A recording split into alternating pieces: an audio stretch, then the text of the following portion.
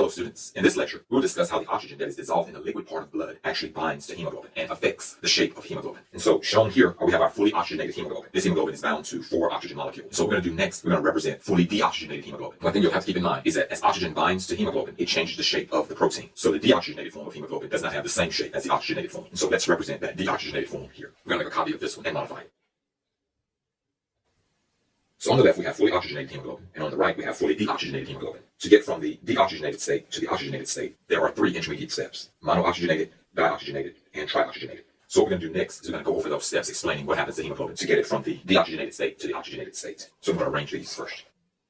So shown here is our fully deoxygenated hemoglobin. Let's represent partial pressure with oxygen molecules. So the partial pressure is going to represent the oxygen that is dissolved in the liquid portion of the blood, not the oxygen that's bound to the hemoglobin, but the oxygen that is dissolved in the liquid. And so here the oxygen molecules here represent a very low partial pressure. And at this very low partial pressure, none of the oxygen is going to bind to the hemoglobin. And so let's show the next situation where the partial pressure has increased. And so we're going to copy this one. And let's increase the partial pressure. So in this situation, our partial pressure has increased. There's more oxygen that's dissolved in the liquid part of blood. And with this situation, one of the oxygen molecules is going to bind to a subunit of hemoglobin. And when this happens, the shape of the hemoglobin molecule is going to change.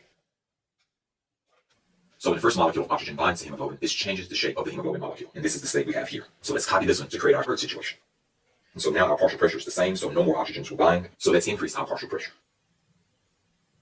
Now with this increased partial pressure, another molecule of oxygen will be able to bind to the hemoglobin molecule. And when this happens, the shape of hemoglobin changes again. And this is our third situation. So let's make a copy of this one to create our fourth situation. And so with this situation, we have the same partial pressure, so no additional oxygens are going to bind. However, the increase in partial pressure does make the hemoglobin molecule more willing to accept oxygen. So with a very slight increase in partial pressure now, the hemoglobin molecule is going to bind more oxygen. So now an additional oxygen molecule is going to bind to hemoglobin. And so when this additional oxygen molecule binds, it again changes the shape of hemoglobin.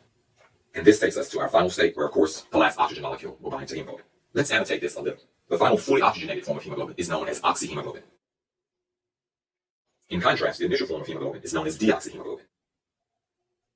Here, the fully oxygenated form of hemoglobin is also called relaxed hemoglobin, and I try to represent that in a way so that those right angles are adjacent to one another to show that that's in the most relaxed state. In contrast, the deoxygenated form of hemoglobin, this state is called the tight state. And the tight state is also referred to as the taut state because the word taut also means tight. Let's use arrows to indicate the different steps.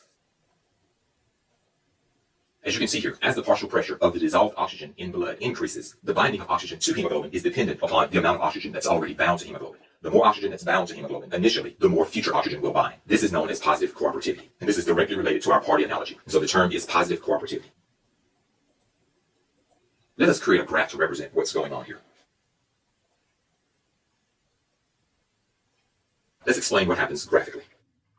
When the partial pressure is low, there's going to be little oxyhemoglobin. As you increase the partial pressure, the oxyhemoglobin is going to increase slowly.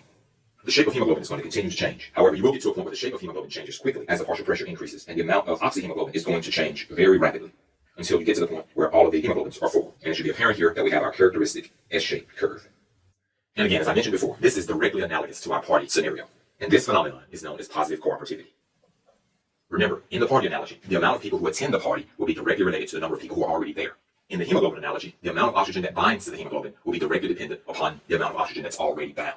And in both cases, this is known as positive cooperativity. Traditionally, this is the most difficult concept associated with the binding of oxygen to hemoglobin. If you can understand this concept, you've gone a long way in understanding a major concept associated with blood. And so that concludes this lecture, and that concludes our series of lectures on hemoglobin.